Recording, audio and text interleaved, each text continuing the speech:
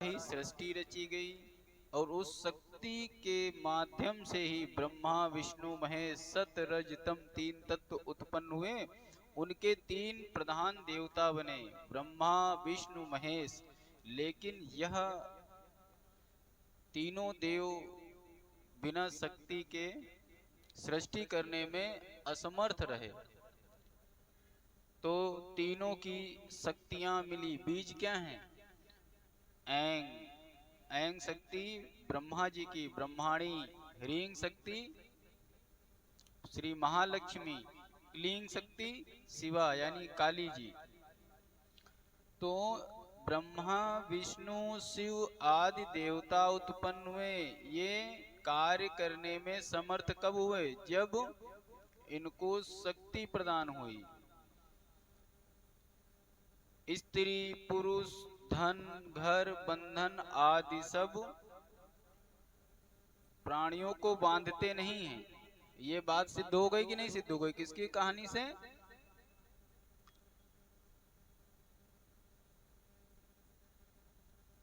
सुखदेव जी गए थे जनक जी के पास में। अब नाना प्रकार की पूरी कहा भागवत 3 दिन तक सुनाते रहे। तब राजा ने कहा, हे मुनिवर, आपने जिन योगेश्वरी देवी का वर्णन किया है, कृपया करके उन महामाया के चरित्र सुनाइए। जो चरित्र आप लोग देवी सप्तशती दुर्गा सप्तशती का पाठ करते हैं 13 अध्यायों में, उनमें देवी के तीनों चरित्रों का महत्व बताया गया है। तो कहा कि हमें महामाया योगेश्वरी का चरित्र बताइए, बड़ी उत्कंठा है। तब व्यास जी बोले, हे राजन, सावधान होकर के सुनिए। भगवती की कथा जो सुनना चाहता है, अगर वक्ता उसे नहीं सुनाता है तो उसे बुद्धिहीन समझना चाहिए। इसलिए राजन, महामाया का चरित्र जो सुनने की आपकी इच्छा है तो मैं आपको सुनाता हूँ। प्राचीन समय में इस पृथ्वी पर एक महिषासुर नाम का बहुत बड़ा राजा हुआ। वो राक्षस कुल का कहा जाता है। और कैसे तुम समझोगे कि वो व्यक्ति अच्छा है कि बुरा है? उसके चरित्र ही उसको निर्धारित कर देते हैं। यह व्यक्ति अनुकरण करने योग्य है कि बहिष्कृत करने योग्य है। देखिए, समाज में छोटा बच्चे से लेकर के बड़े बच्चे को लेके पशु पक्षी हित अनहित पशु पक्षी जाने, सभी लोग अच्छा और बुरा जानते हैं। आज नवमी तिथि है। आपने 10 दिन, बहुत लोग 10 दिन में श्री राम कथा का पारण करते हैं। जगह जगह पर शारदीय नवरात्र में रामलीला का मंचन किया जाता है, बड़े बड़े मेले लगते हैं। तो इनका उद्देश्य क्या है? कि अच्छाई की जीत होती है, बुराई की हार होती है। और हम इसको एक साधारण भाव से समझिए, दशहरे का महत्व भी समझ जाएंगे, फिर माता जी के चरित्र में प्रवेश करते हैं। रावण बहुत बलशाली व्यक्ति था, बहुत ताकतवर। ब्रह्मा जी से उसको शक्ति मिली थी अमरत्व की, और वो न किसी देवता के हाथे मारा जाता, न उसको कोई शक्ति मार सकती थी, न वो किसी से हारता था। जिस राज्य पर चाहे हमला करे जीत ले, चाहे स्वर्ग पे चला जाए, त्रिलोकी में भ्रमण किया करता था। वो जिसको चाहता था उसको चलत दशानन डोलत धरनी। जब दशानन चलता था तो पृथ्वी हिलती थी। सोचते थे जिस तरफ चला जाता था उस क्षेत्र के राजा लोग अपना राज्य छोड़ करके भाग जाते थे, वरना इसके स्वागत में पहले ही खड़े हो जाते थे, महाराज क्या चाहिए। महाराज ये क्या करता था, अच्छा किसी के यहाँ हमला करने जाओ किसी इच्छा से, वो चीज पहले ही पूरी हो जाए तो नरसंहार की क्या जरूरत है। तो लोग सोचते थे इसे जीत नहीं पाएंगे, तो ये जो जैसी इच्छा करे, जहाँ आदेश भेज दे, कोई इससे लड़ने नहीं जाता था। एक बार बहुत भयंकर युद्ध हुआ था, तो इसके लड़के ने इंद्र को हरा दिया था, जिसका नाम था मेघनाथ, तो उसको इंद्रजीत रखा गया। तो त्रिकूट पर्वत पर सोने की लंका में ये बंदा रहता था। इसके पुत्र बहुत ताकतवर थे, इसका खानदान बहुत विशाल था, लेकिन कहते हैं कि एक बुराई व्यक्ति की, ये हमारे अंदर भी मान के चलो, चाहे धन दौलत रुपया पैसा कितना भी हो जाए, अगर तुम्हारा चरित्र नहीं अच्छा है तो सारी चीजें बेकार है।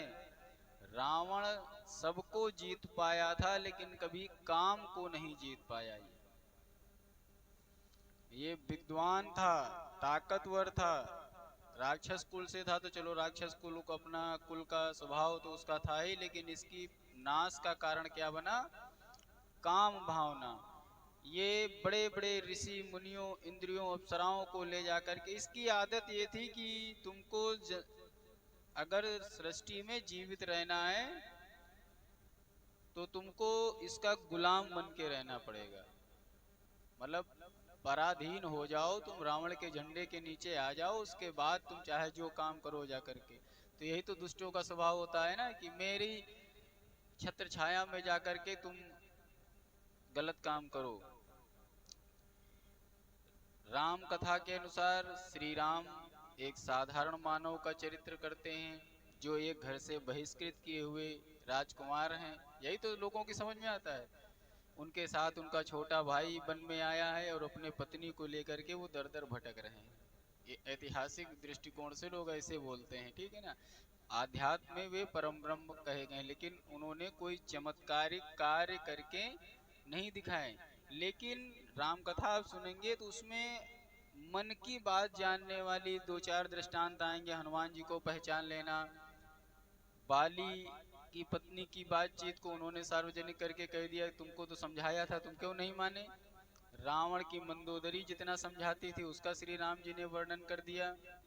और भोले ऐसे बनते थे जैसे कुछ पता नहीं, वो चाहते तो अपनी एक बाण से इस पार बैठे बैठे रावण को लंका में मार सकते थे। उदाहरण, सुबल पर्वत पर बैठे हुए जब नाच गाना हो रहा था, कहाँ, रावण की राज्यसभा में, तब श्री राम ने एक बाण मारा और चिता दिया कि ये मत समझो कि जो है शत्रु श्री राम है तो इतने, रावण देखो कितना बुद्धिमान, कि जिसके श्री राम जैसे शत्रु हो और चारों तरफ देश घिरा हो, और वो बढ़िया अप्सराओं के नृत्य देख रहा था। तब भगवान ने, हमको लग रहा है इसीलिए डांटा होगा कि बेटा रोल कर रहे हो तो दुश्मनी वाला सही से करो, कौन मानेगा कि हम तुम्हारे हमला करने आए हैं, तुम नाच गाना कर रहे हो, पार्टी कर रहे हो। एक बाण में छत्र मुकुट दसो मंदोदरी के कुंडल तक काट करके गिरा दिए। तो इससे सिद्ध होता है कि श्री राम परम ब्रह्म थे। और बात बात में क्षमा करने की, संधि करने की बात, ये कोई कमजोर नहीं कर सकता है, ताकतवर ही, कि बेटा आ जाओ शरण में, छोड़ देते हैं, सीता वापस करो, अपना काम बनाओ, राज करो जा करके। हनुमान जी समझाते हैं, अंगद समझाते हैं, विभीषण समझाते हैं, मंदोदरी समझाती है, प्रहस्त समझाते हैं। प्रहस्त जानते हो, रावण का, रावण की दूसरी पत्नी का पुत्र था, बड़ा बहुत बुद्धिमान, बहुत वीर, रावण की तरीके से वो भी ताकतवर था। लेकिन जब किसी के समझाए नहीं समझा, तो आखिरी में भोलेनाथ ने भी समझाया हनुमान जी के मुख से कि अगर मैं तुम्हारा गुरु होता तो मैं तुमसे ये बात कहता, तब भी नहीं समझा। युद्ध करने जाने लगा तो उसने कहा श्री राम से, जब युद्ध करने जाने लगा तो रावण ने कहा, ये मत सोचना कि मैं तुमसे आशीर्वाद लेने आया हूं, आज अगर तुमको इच्छा है तुम्हारी तो जाओ श्री राम की मदद कर दो जाकर के, मैं जानता हूं तुम उन्हें ज्यादा मानते हो और मैं तुमसे विजय नहीं, अब गुरु हो, इसलिए हम तुमको प्रणाम करने आए हैं। कभी शिव जी से रावण ने ये नहीं कहा कि हमको विजय दिला दो, और न कभी भगवान राम का मुंह से नाम लिया, क्योंकि जानता था कि जिस दिन मैं नाम ले लूंगा तो नाम जब पाप काट देगा और मेरा रोल गड़बड़ हो जाएगा। भैया न राम गड़बड़ है न रावण गड़बड़ है, भगवान का बड़ा प्रिय पार्षद विजय है। जय और विजय सबसे खास पार्षद हैं, वही रोल निभा रहा है रावण का। मतलब जो तुम्हारा सबसे प्रिय व्यक्ति नाटक कर रहा है एनटी में, राम कथा में आया है बचपन में श्री राम लक्ष्मण भरत शत्रुघ्न खेल रहे थे गेंद, तो गेंद में दो टीम चाहिए होती है ना, तो श्री राम जी की तरफ खड़े खेल के गेंद हाथ में लिए हुए, कोई गेंद खेलने के लिए तैयार नहीं, दूसरी भी टीम ही नहीं है। श्री राम जी उदास हो गए कि हम खेलने के लिए खड़े हैं, हमारे सामने कोई भाई विपक्ष में खेलने वाला हो तो खेला जाएगा ना। जैसे भगवान का मुंह देखा वैसे भरत जी विपक्ष में चले गए। लक्ष्मण जी तो खेल में भी राम के विपक्ष में नहीं जा रहे थे। तब भगवान को वहां भरोसा हो गया कि इन फ्यूचर में भी मेरी लीला में कोई सहयोग करने वाला कोई होगा तो मेरा भरत मेरा काम बनाएगा। तो हर बात में किसके मुंह से निकल, लोगों ने सोचा अरे भरत देखो वहां जो है कोई नहीं तैयार हुआ, तो बोले भरत तुम क्यों खेलने के लिए चले गए भाई उधर। तो कहने लगे अगर मेरे राम को मेरे भैया को प्रसन्नता हो रही है तो मैं खेल में क्या, मैं हर समय विपक्ष में रह के उनको प्रसन्न कर सकता हूँ। अगर मेरे विपक्ष में रहने से तो भगवान ने इधर से गेंद पे ठोकर मारी, तो जब वो गेंद भरत जी की तरफ गया तो भरत जी ने बहुत जोर से गेंद मारी, उस पे गेंद पे ठोकर मारी, तो श्री राम जी उसको पकड़ नहीं पाए और श्री राम जी के पीछे गेंद चला गया। तो लोग हंसने लगे, नहीं जाएंगे नहीं जाएंगे कर रहे हो, नाटक कर रहे हो, खेलेंगे नहीं खेलेंगे, तुमने देखो श्री राम को हरा दिया, मतलब तुमने ज्यादा तेज गेंद मार दी और उस पार चला गया।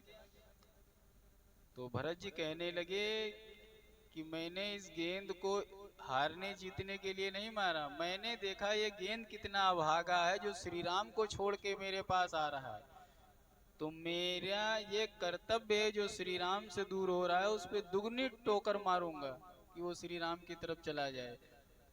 तो जब मुसीबत आती है तो भक्ति क्या करती है, भक्ति है भक्ति प्रेम है भरत जी। जब भगवान से दूर होने लगते हो तो भक्ति और प्रेम दुगने उत्साह के साथ भगवान से मिला देती है।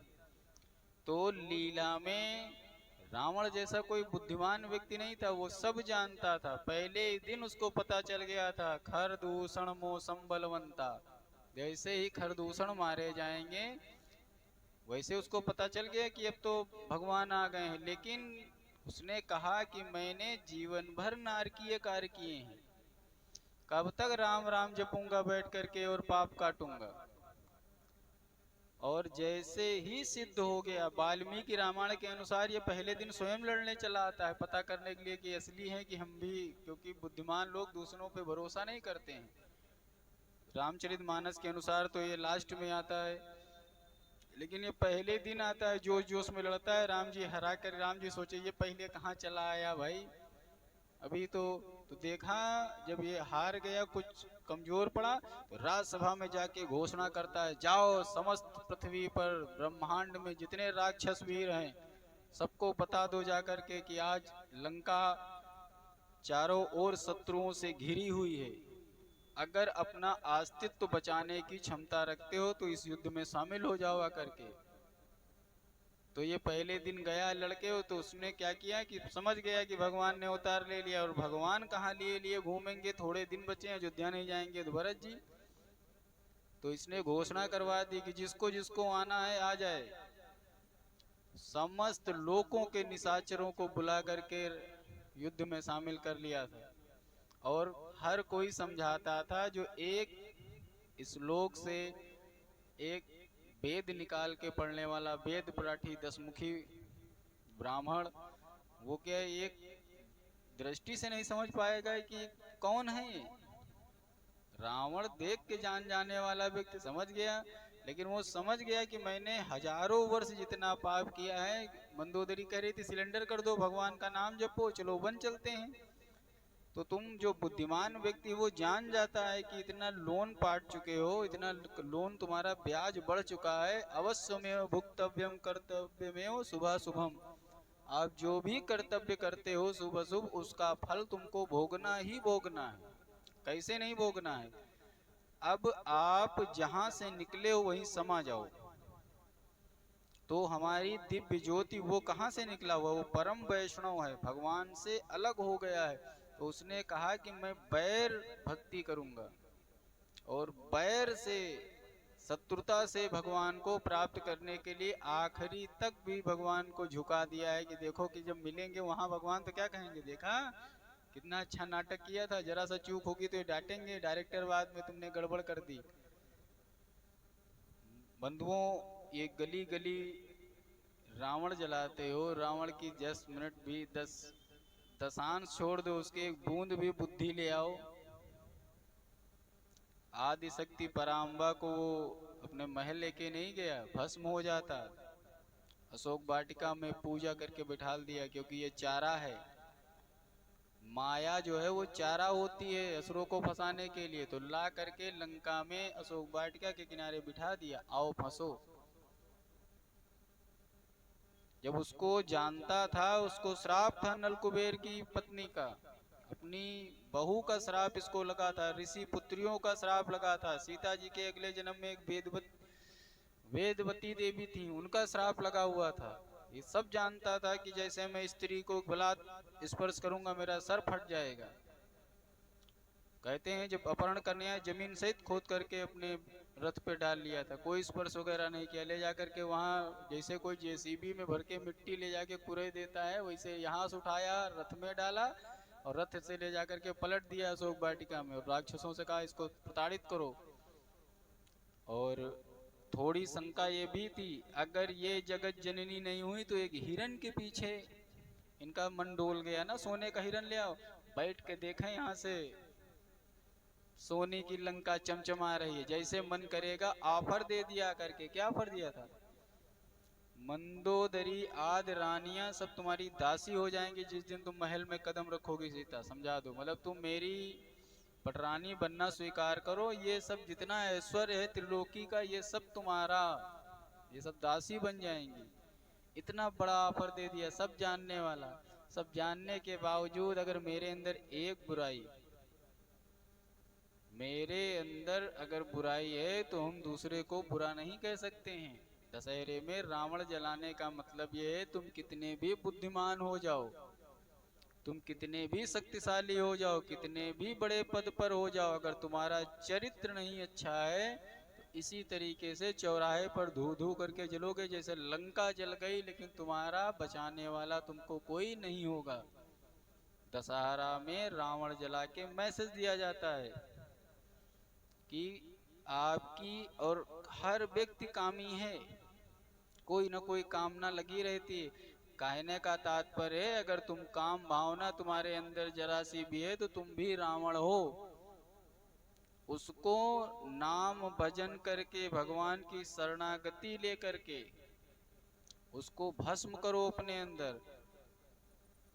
अंदर आग लगाओ, किसकी? भजन की, भक्ति की।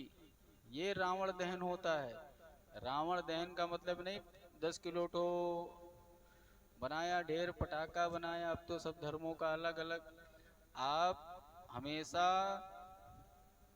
अच्छे बने रहिए। तो कल दशहरे का उत्सव मनाइए। श्री राम जय जय राम। महिषासुर नाम का जो राजा था, जन्मेजय जी पूछ रहे हैं ये इतना बलिष्ठ कैसे हो गया?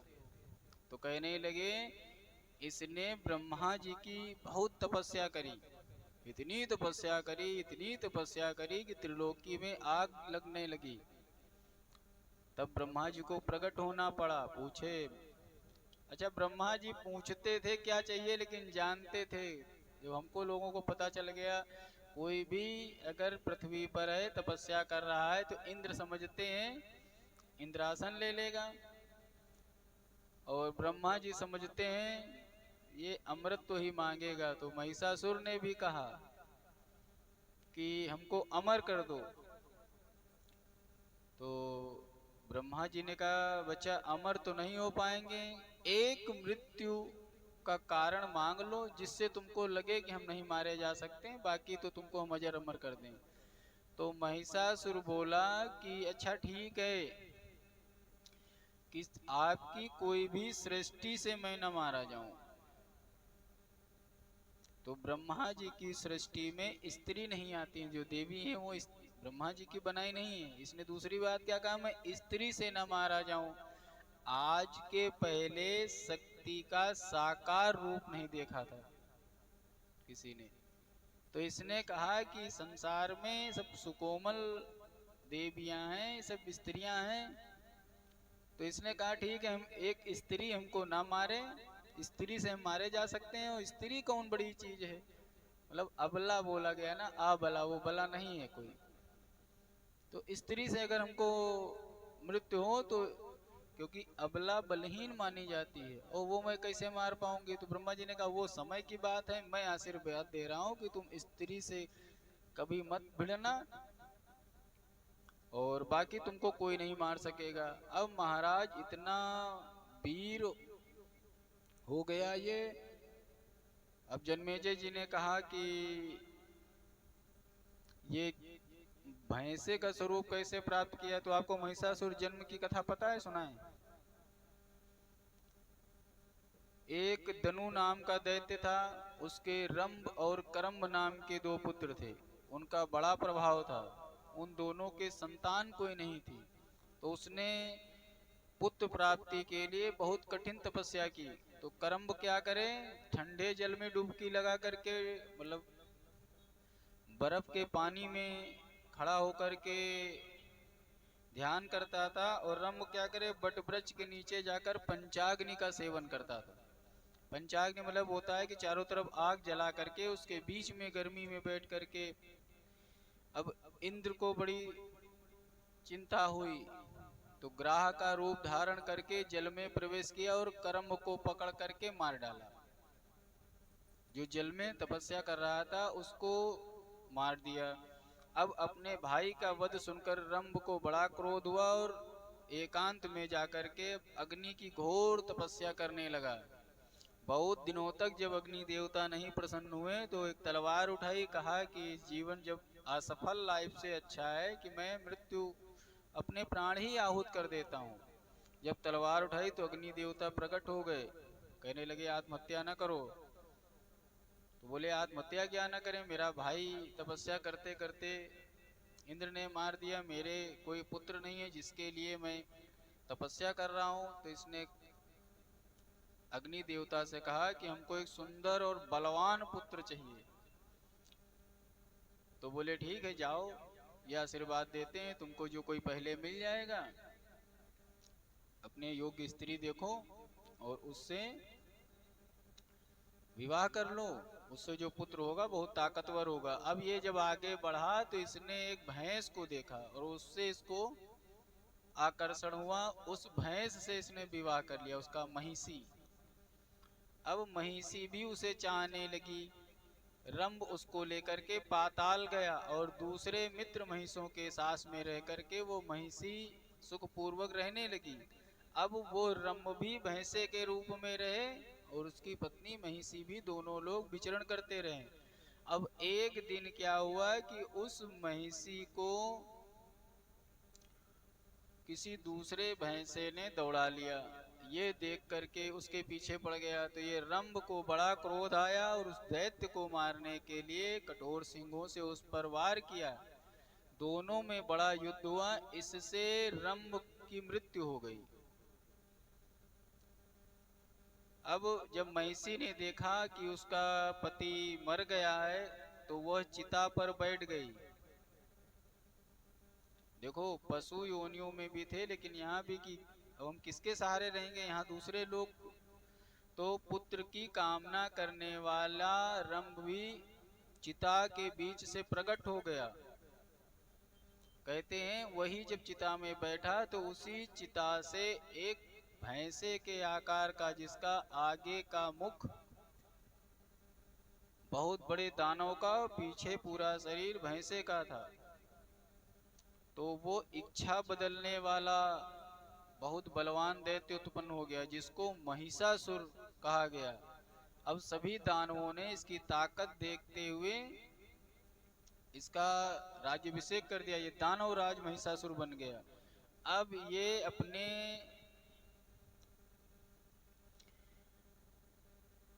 बोलिए आदिशक्ति पराम्बा की जय।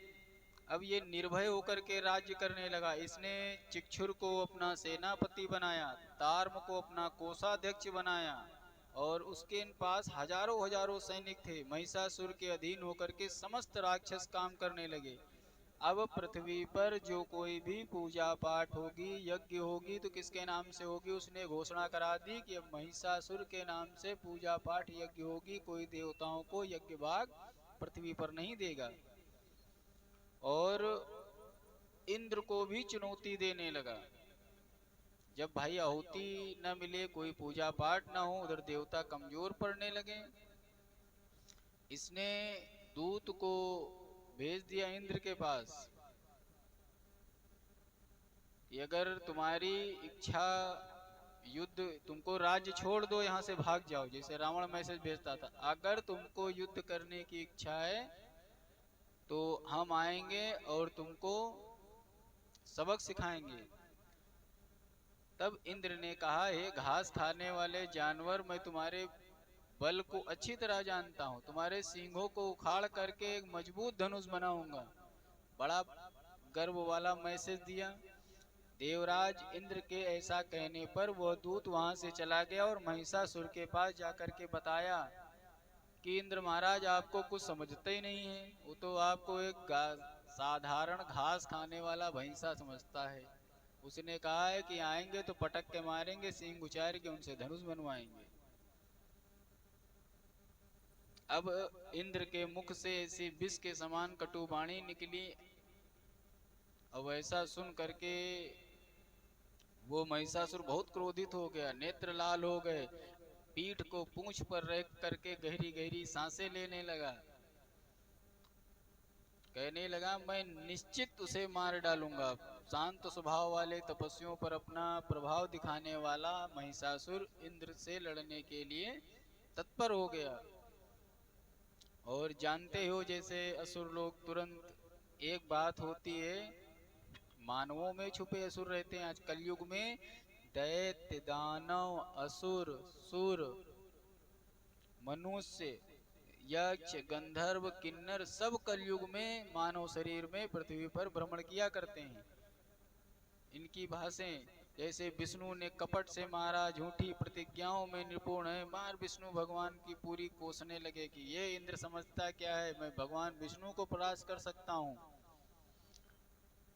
हिरण्याक्ष का वध किया, नरसिंह का रूप बना करके हिरण्याकश्यप को मारा। इसलिए अब ना तो मैं किसी विष्णु पर भरोसा करूंगा, ना मैं किसी देवताओं पर भरोसा करूंगा, यहाँ तक कि ये बलशाली रुद्र भी मेरे सामने नहीं टिक पाएंगे, और स्वर्ग पर मैं अधिकार कर लूंगा। दूत को ऐसा सांत्वना दिया। दूत के चले जाने के बाद इंद्र ने पूरी सेना अपनी बटोरी। रंभ के महाबली पुत्र के बारे में सबको सूचना देते हैं कि वो मैसेज दे चुका है, किसी भी दिन हमला कर सकता है। यहाँ पर पूरी इंद्र अपनी सेना सजा रहे हैं। बृहस्पति जी कहते हैं, हे इंद्र, आप चिंता मत करिए, हर प्रकार से धैर्य धारण करिए, जब वो आएगा तो हम लोग, अब इधर युद्ध होता है तो युद्ध में ताम्र असुर की पराजय हो जाती है। इंद्र के द्वारा ताम्र मारा जाता है। श्री अब जब ताम्र मारा गया तो महिषासुर और ज्यादा क्रोधित हो गया। देव दानव के सेनापतियों का युद्ध बहुत भयंकर हुआ था। मोहित करने वाली संबरासुर की माया का प्रयोग हुआ। महिषासुर ने जब देखा कि ताम्र मारा गया है तो अपनी शक्ति से उसने जब रोए झिटक दिए तो करोड़ों महिषासुर उत्पन्न हो गए। उसकी सेना जब कमजोर पड़ने लगी और वे आयुध बड़े बड़े शस्त्रों को लेकर के सिंहों से पूरी देव सेना को रौंद डाले। बिल्कुल महिषासुर की उस माया को देख करके अब इंद्र बड़े भयभीत हो गए। वरुण, कुबेर, अग्नि, यमराज आदि के मन में बड़ा भय छा गया।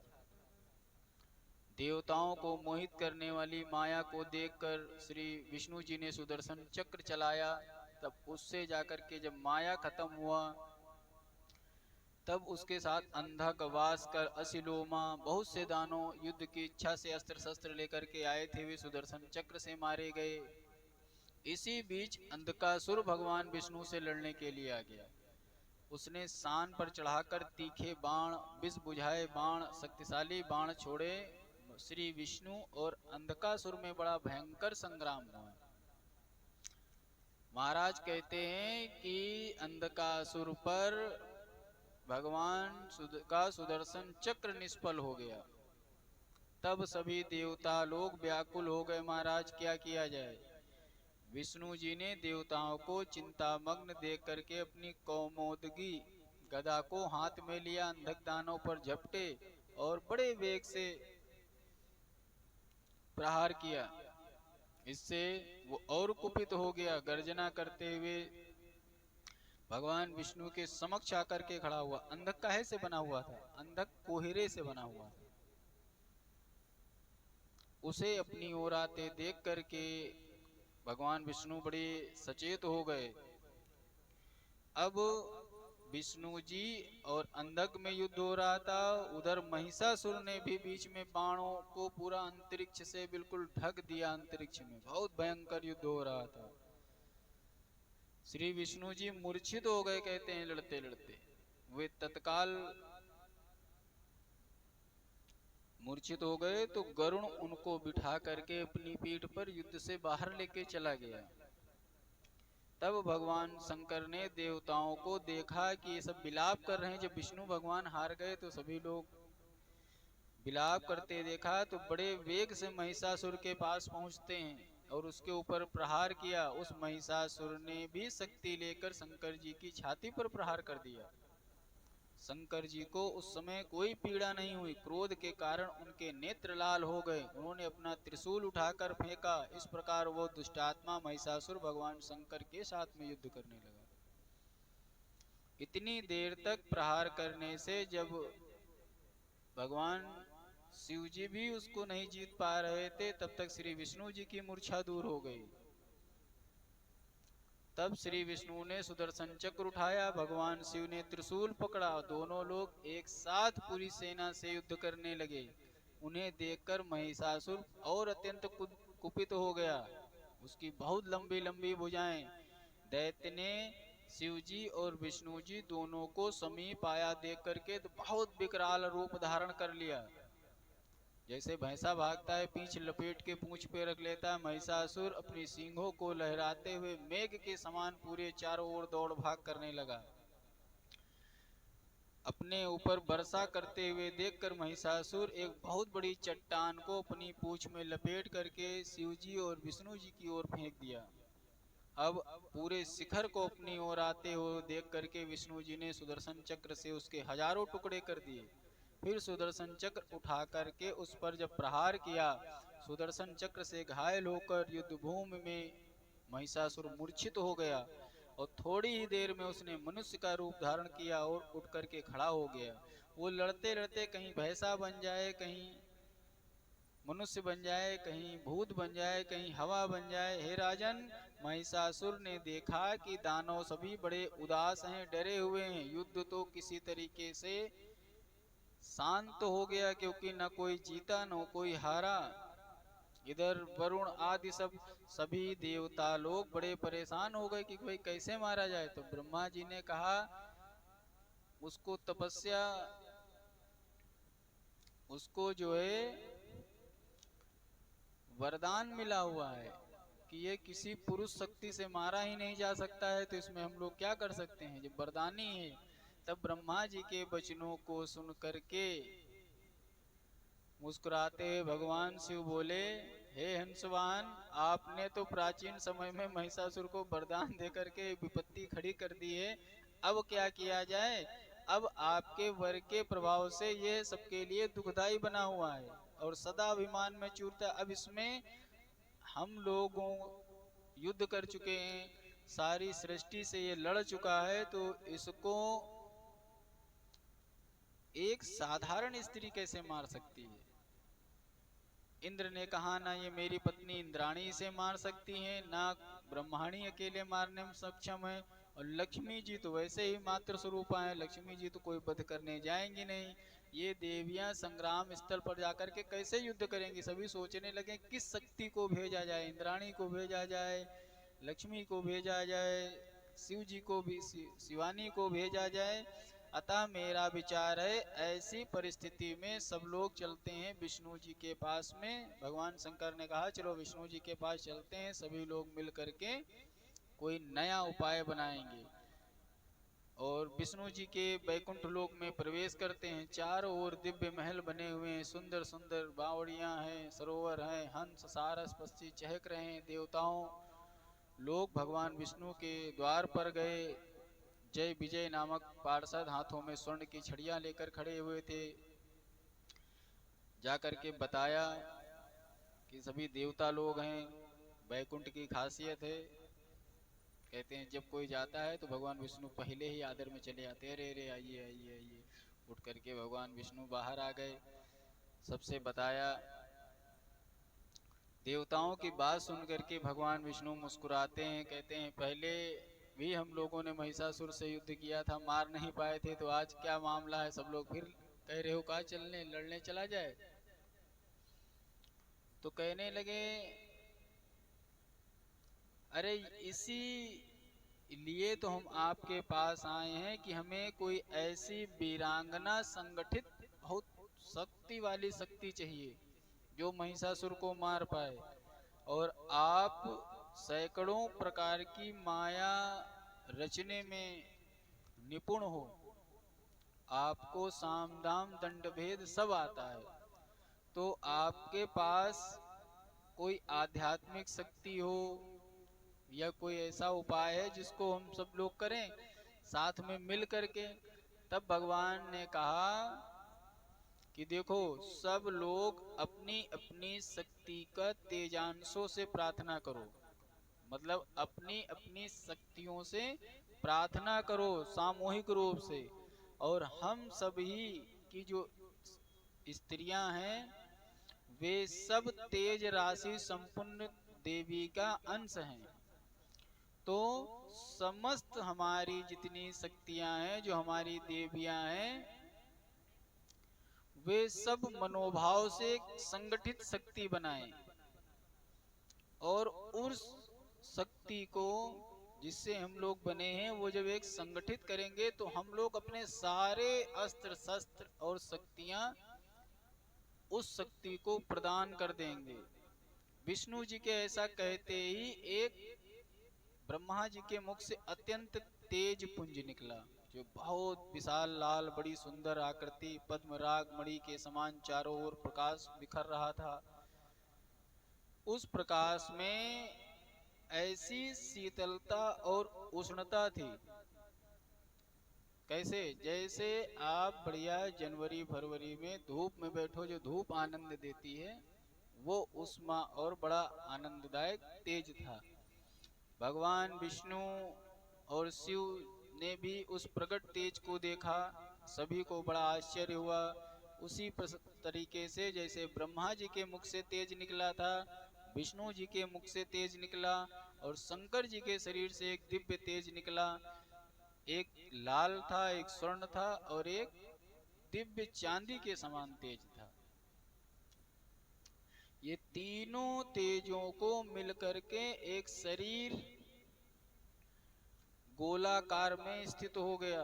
यम कुबेर अग्नि वरुण शरीरों से भी सभी देवताओं की शक्तियां जो थी, जो तेज पुंज था, वो निकला और एक शक्ति पुंज में संगठित हो रहा है।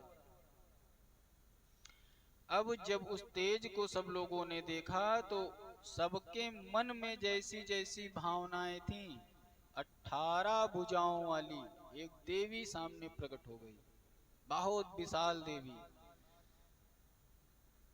वो देखने में सुंदर, सफेद, लाल और नीले वर्णों में थी। संपूर्ण विश्व को मोह में डालने वाली, मानो देखने में सुंदरता में साक्षात लक्ष्मी प्रकट हो रही थी। और अगर वो क्रोध में मुख घुमा के देखती थी तो साक्षात काली दिखती थी। और ज्ञान के स्वरूप में देखा जाए तो वे चांदी के समान चमकती हुई सरस्वती की आभा उनमें। और जिस रोए से, जिस भाव से जो देखता था उसको वैसे ही दिखाई पड़ती थी। जन्मेजय ने प्रश्न किया कि हे मुनिवर, अब उन भगवती के शरीर की उत्पत्ति का विस्तार से वर्णन करिए, क्योंकि मैं देवी की पूरी,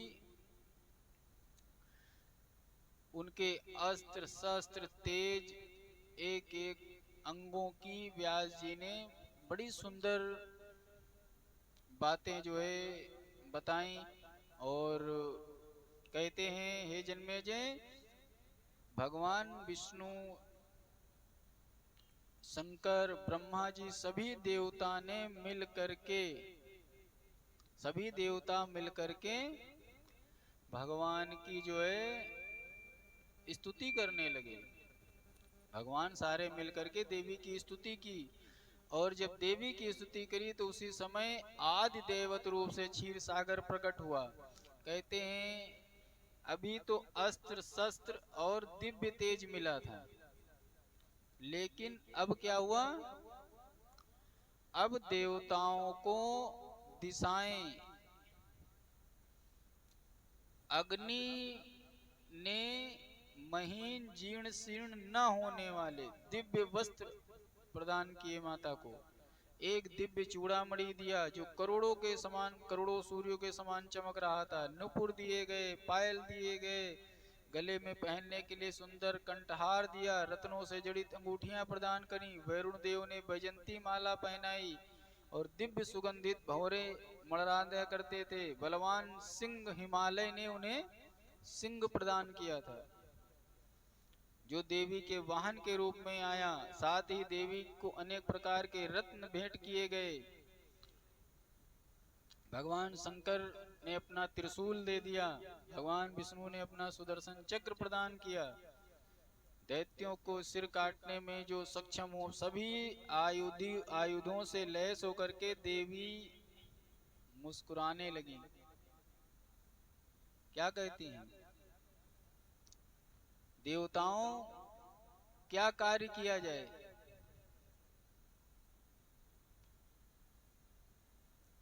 श्री राम जय राम जय जय राम, श्री राम जय जय